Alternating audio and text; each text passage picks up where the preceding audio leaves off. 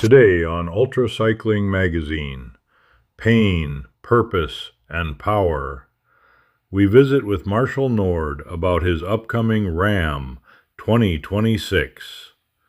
Now here are your hosts, Lee and Jim. Hello, everybody. Welcome to the UltraCycling Magazine show, the show about all things cycling and ultracycling and just good time in general. Hey, Lee, how are we today? Hey, I'm very fine, and I'll have to say that Zuber's in fine voice today, isn't he?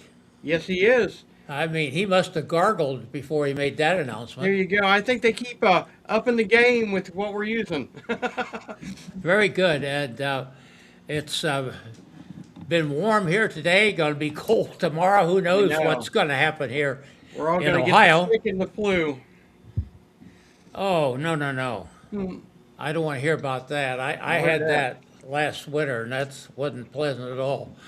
Um, Well, there's one little piece of news I want to get to right off the bat, and that's the Okay. fact some of you may remember that we had Ashley Miles on the show. Mm-hmm. She's from Nova Scotia, I believe, Canada, and she was talking about her planned record attempt from Port Barrow, Alaska, to don't ask me the name of the town in southern Argentina, the tip of North America to the tip of South America, Mm-hmm. and she has finished that, and she has set a record. So congratulations, and we'll try to get Ashley back on the show here Oh, definitely. It before would be too great to long. hear about that. Excellent. So that's Uh, about all the news I have. okay, did you want to touch on WBR at all, or? Well, just except to say that we have had our millionth bike out there, Mm-hmm. and we are happy to say that we had 22 of them. It continues to be our charity. We will have some kind of contest coming up here next summer, perhaps. Mm-hmm. If you donate now, you'll go in the hopper, and you can donate at donate.ucm.bike. $165, I believe it is, Jim, Mm-hmm. puts one of these marvelous Buffalo bikes on the road that helps a girl get to school, helps a woman to get her water, helps a man get his crop to market, Yep. and on, so many good things. And we're Definitely. so tickled to be a part of helping people better their lives in parts of the world where there are either little roads or no roads. Definitely. So, Excellent. Well, as we stated, there's not going to be any more RAM updates unless something major changes on the roster, so we don't have that today. You want to talk a little bit about who's next week, hopefully? well, we're going to have Tom Mauerhofer from Germany on. He's going to do RAM 2026. That show will be at 3 p.m. to accommodate his time zone, and we're looking forward to that. And then the next week after that will be our Easter hiatus, Yep. Jim. All right. And then we've got April's already filled up, so my goodness, if anybody Good. out Yeah. there, Good thing. we- we've got a lot of people kind of hanging in the wings, and we Yep. haven't forgotten about you. We'll get to you. There you go. And as always, the chat is live. Post your comments or questions for our guest or us. Or if you don't have any, just let us know where you're at and we'll give you a shout out. Yes, please tell us where you were from. Maybe we ought to have a little contest around that, Jim. That would be a good thing. We'll get that set up for next time. Let's think about that. Yep. What we could do, and work on that. So, Perfect. are you going to Well, tell us who our friends and supporters are? yes, we will. Let me find that right button.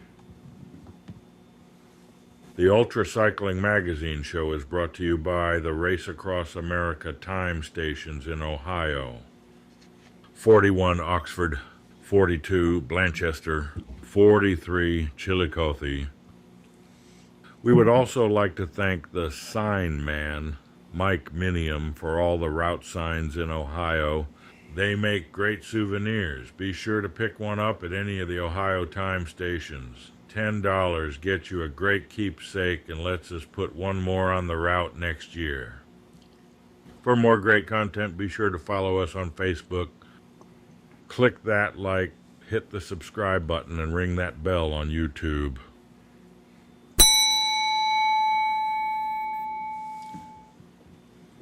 Well, excellent. Thanks for reminding me about that. And I want to tell you, we have been getting some new followers on Facebook, and we got a bunch of new subscribers That is awesome. on YouTube. A lot of them coming from Southeast Asia, where we've been spending a lot of time here of late. Yep, definitely. And we want to be spending more time there as we make contacts of all the wonderful things happening in that part of the world. We are a worldwide service, and Jim and And if I only anybody live. wants, if anybody wants to be on the show, reach out to Lee or myself, and Yeah, we'll get you just- scheduled. Send us a message, and Yep. we'll put you in our radar. There you go. Well, now is the time to bring on our great guest for tonight. Let's get him in here. It's been too All right. long. He's been waiting back there, way too Yep. long. Hi, Marshall. How are you? I'm well, Lee. Thanks you and Jim for having me on. It's quite an honor. Thanks for being here. We're honored to have you here. Hey, Marshall, your name has been floating around in the background of our radar for a long time and just never clicked on it. And when we did, we found out you have quite a bicycling background. You want to tell us a little bit about it? Definitely. Yeah, I mean, just in brief, I was really a triathlete. That was my first love. And then 10 years ago, I was going to turn 50 and I wanted to do something epic. And somebody told me about this Texas cycling challenge by this group called RAAM. I didn't even know what RAAM was. So I got my brother and my sister and my cousin who crewed for me. And apparently I finished very well. I'd never ridden more than 112 miles.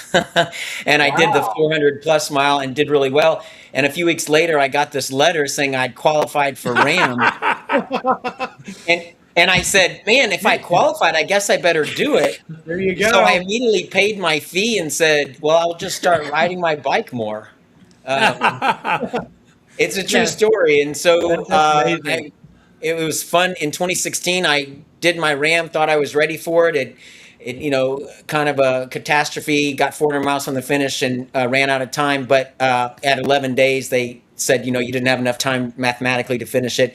And I was sick and all that sort of thing. But yeah, since that time, just cutting to the chase, I said, you know what, I'm going to come back and finish this. So I started doing brevets, started doing, the 1200s, the shorter ones, started doing the 500-mile races and the 24 hours.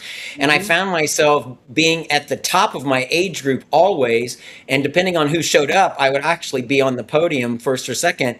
So I said, man, I think I might have found my niche. So I forgot about triathlon and just fell in love with ultracycling. That is great. Well, 2022 was quite a year for you, wasn't it? Oh, with the TransAmerica, you mean? Well, TransAmerica, you had the Mid-Atlantic, you had the Yeah. World Cup, you had the Silver State age group, Psycho 24 overall, Yeah. on and on it went. My So- goodness. So here's the interesting thing. When I did RAAM in 2016, I basically had lost it getting, to Colorado because I'd gotten ill in the desert and all that. So I got behind 12 hours and I could never catch it up. Wow. So I vowed in 2021, I'm going to go back and do that. So I got a coach, Marco Balla, who was awesome, got my crew.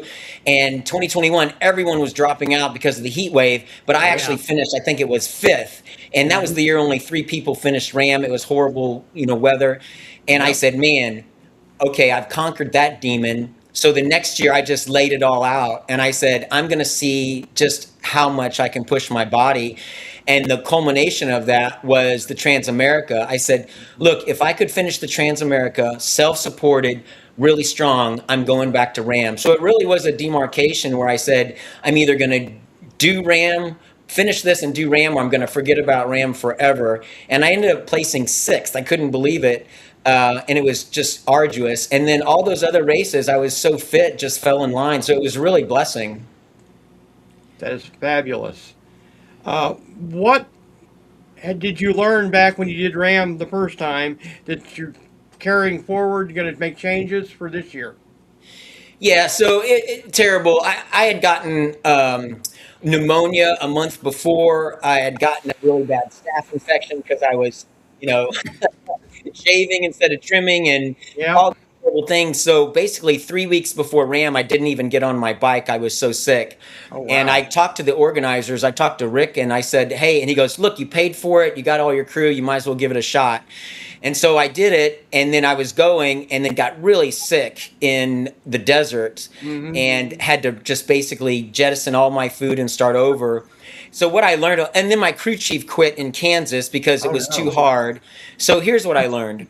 I need to train better. I really need to learn what it means to prepare, how to fuel, and then I really need to be careful for my crew. It's not just a warm body. It's people that care about you and understand what you're trying to do. So those few things really, really solidified what I need to be successful in 2026 this year. Gotcha. Yeah, you got the easy job on the bike.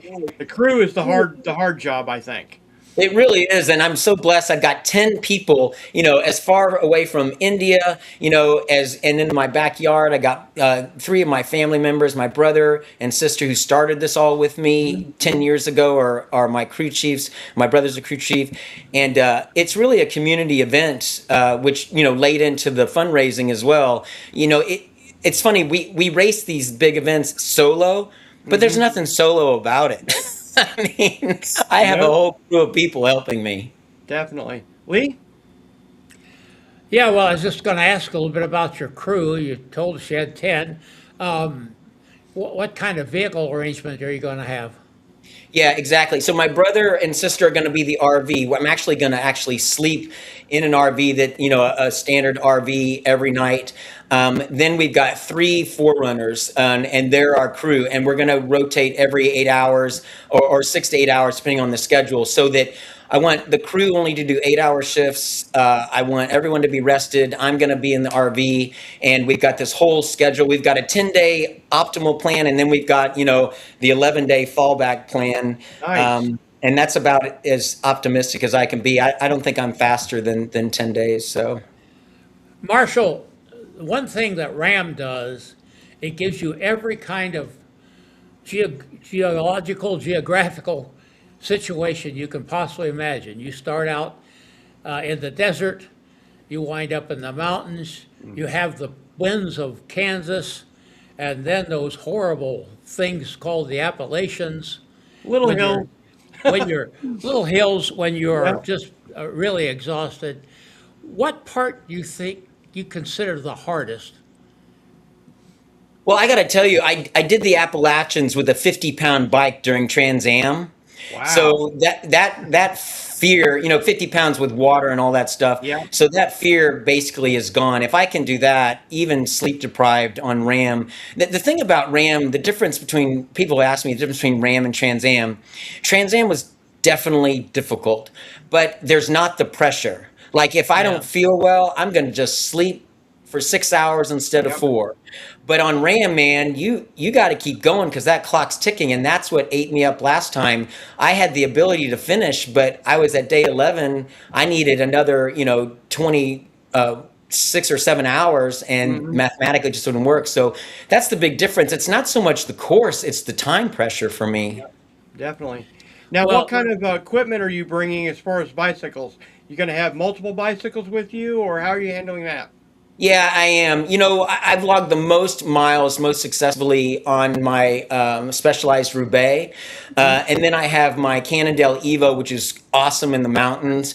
And then I actually have a triathlon bike called a PR6, which is, not really much in our communities, but in the triathlon world. Yep. And I tell you, on all 3 of those bikes, especially the PR6 is what I've, done really well in 24, and that Specialized. Here's the thing, and I think, I can't remember who said it, but the key is to be comfortable. Not, and that bike is so comfortable that I can ride, and the fatigue is limited, I can ride endlessly, and it just absorbs it for me the best. So those are the three go-tos that I'm going to take with me. Excellent. Now, you mentioned triathlete. How did you make the crazy change from triathlons to ultracycling mentally? Because you got a shorter distance with the ultracycling, you go long distance, long time. So how do you handle that mentally? Yeah, people say, "Oh, you must like pain," and I said, "Heck no! I'm really good at suffering. I hate pain." So some of those triathlons, they were painful because you're going all out, and I'm trying to Yep. finish in 10 hours, those Ironmans, or, under, 5, 4.5 in the halves. And Hmm. it is painful, but for ultra, it's more suffering. And I seem to be better at suffering. I love triathlon. Don't get me wrong. I Right. one day may go back to it, but I just think the transition is you just get into the mindset of, and everyone who does this long enough knows, no matter what's happening right now, an hour from now could be completely different. So just get through right now, There you and go. you'll be fine in an hour. Hey, J. Michael Michael, Phillips out there. how are you doing, Mike? Glad to see you. Yep. And Greg, here's another one. Yep, it didn't take a Frizzly, second I part. guess. Yep. Enjoy your Thanks, journey. guys. Excellent.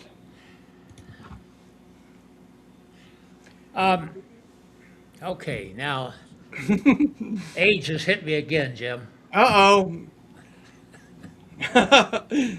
Oh dear. When you're talking about how do you go about that inevitable need to shave minutes off of your stops? Well, look, I want to say this to those. I mean, and I'm not being, I'm not exceptional. I mean, I'm an ordinary guy that's trying to do these extraordinary feats and just putting in the hours. So for me, and it's nothing unusual, it's just stay on the bike. I mean, everyone says that, and they said, "Oh, stay on the bike." It's hard to do. And Definitely. so really it's like, how do we be efficient in our stops? How do I get to sleep quickly, clean myself, and then get back on the bike? Because that's really the key. That, the whole riding harder, riding faster thing for me, if you looked at my data, I am, especially on Trans Am, I am consistent. In fact, I had a guy tracking me on Track Leaders who had access, the paid subscription or something, to everyone's data. Yep. And he said, "Marshall, you are riding just as fast as the fastest guys. They're just stopping less than you." And I was like, "Gosh darn it." And first of all, I said, "I don't know how, because I don't feel like I'm stopping at all." But that's the Yeah, key. You just got to learn how to not stop. Gotcha. those Now, how are you minutes. handling nutrition? Are you making any changes from previous, or have you got that dialed in yet? I don't. I learned on Trans Am that I could subsist on gas station food, but I've tried different things. I heard rumored years ago that Christoph Strasser was using Ensure Plus, and Yep. I switched to that, and I actually had the most success with Ensure Plus. The problem was on Trans Am or PVP or whatever, I couldn't get access to enough of it, and I certainly couldn't carry it. So then I tried powders, I tried this, tried real food. So really, I tried it when it's really hot. I try to do liquid only. Some of these sugar salt mixes, and then the Ensure Plus. But then I just try to eat real food. Honestly, it's been the best for me. So I guess the way Marco Balla helps me break it down is 60 grams of sugar an hour, and then the rest of it real food. So Excellent. Lee? Oh, am I gonna have to quit poking you and let you go on your own? Okay, well, yeah, I had a subject I wanted to get to, but let's get to it now. Okay. One of the things that interested me when I got to know you a little better was the fact that you have a very great passion with some charities. And so let's talk about those and kind of your unique way of funding this whole RAM experience. Yeah, it's really unusual. I haven't heard anyone do this quite the same way. But going back to 2016, I do this for myself. Obviously, it's a selfish sport, but I wanted to take others along with me. And so what I did was in 2016. Oh, this is Faces of Hope you're showing now. This is our Yep. current charity. But back then we were doing Cycle Out Hunger, so we were raising money for the Salvation Army Food Pantry, and we did really successful. Then I did that again the next year, and then for TransAm, I raised for the impoverished children of Belize, which is sort of a ministry bent of what I do, and we raised over 30,000. Nice. And this was just asking donors, friends, families, others to help support the charity, which is kind of the typical model. So this year, I'm a Kona Ice franchisee. It's a shaved ice smoothie mobile truck. It's the largest franchise in the world like it, and I'm a franchisee. So this year at convention, I got a few minutes to talk to thousands of franchisees. I told them what I was doing, and I said I wanted to raise money for, Faces of Hope, which is an adoption ministry that helps those going through adoption, help fund it because our son's adopted. And then I wanted to help another passion project was the Fairhaven Rescue Mission, which helps, men get back on their feet that have kind of, had a tough time in life. And so all of the franchisees came together, donated right there online, and we raised over $14,000. So in my mind, we already raised the money for the charities. So now what I've done is I've set up a GoFundMe page, and I've asked others to help me fund RAAM, which is quite, exorbitant. I think that's a fantastic idea. I mean, Definitely. you went out and raised, and that's hard work, Yeah. raising It- money. Well, they were generous, but it did take some spending some time, valuable efforts on getting them to agree, and that was very generous of them. And now, the founder of Kona Ice has sponsored. It's our team sponsored our jerseys, our crew outfits, our rental house in Oceanside. I've got another sponsor for the RV, and now I'm just looking for people to help me, like pay for this crew, just to feed them and house them across the country. So I'll start actively doing that in April, even though the GoFundMe page is up now. So Yes. So while other people are out raising money for the ride, you're out raising money for others. So I think we ought to pitch in, Jim, and help Marshall here. And how can we do that, Marshall? How can we help you? Well, gosh, I tell you, on my Facebook page, Marshall Nord, pinned to the top is, a little blurb about what we're doing and the Okay. GoFundMe page link. And if you donated to that, that would be tremendously helpful. Because part of the deal was I need to cross the finish line so those charities get the money. So now I'm just trying to, get the capital and do the training and to get across. So anything, and also, support, kind words, prayers, those are all really beneficial, but anything would be helpful. Okay, Definitely. very We'll get good. that on the So, show notes, right, Lee? I will find that link and put them in the show notes. Okay. I probably won't get them there this evening because I got something else on as soon as we get off the air. Okay. But well, I'll try to get them in the show notes. I'll find that link on Facebook, but people can find it there. So actually, as you explained it, by contributing to your program for RAAM, you're actually, in a sense, helping to fund these charities. So it's Yeah. Yeah, it was kind of a reverse way, another- but that was the deal. If I can Right. get across the finish line and do all that, then they get the money. It's already signed. So it's interesting. But it was a new novel approach I wanted to try. That is a great idea. Across the years, Race Across America and other events have raised millions and millions of dollars for charities of all kinds all around the world, and we certainly support what you're trying to do. Well, thank Marshall. you. Thank you. Now, I always hate to ask this when your person's facing RAAM because it's almost a silly question, but I'm going to ask it anyhow. What you got in mind once RAAM's over? Yeah, well, look, I'm going to be 60. My birthday is just after the finish of RAAM, so it's kind of culminating my whole career. But then I have one more thing. I want to go back in 2027 and do PPP one more time, and then it might just be, hey, I've kind of checked every box. I'm just going to do randonneering and maybe a few races. Maybe I'll go back to, the 24-hour World Championships one more time to see what I can do there. But the RAAM is really, it's really my only focus right now. I can't even think beyond that. Yeah, well, I understand that. Now, listen, don't leave us when we go off the air, Marshall, because Okay. I want to talk to you a little bit about that PvP, okay? Oh, sure, yeah. I got one last question. No, I wasn't trying to close it down. I just No, want to that's make okay. sure I didn't know get if that you in. were or not.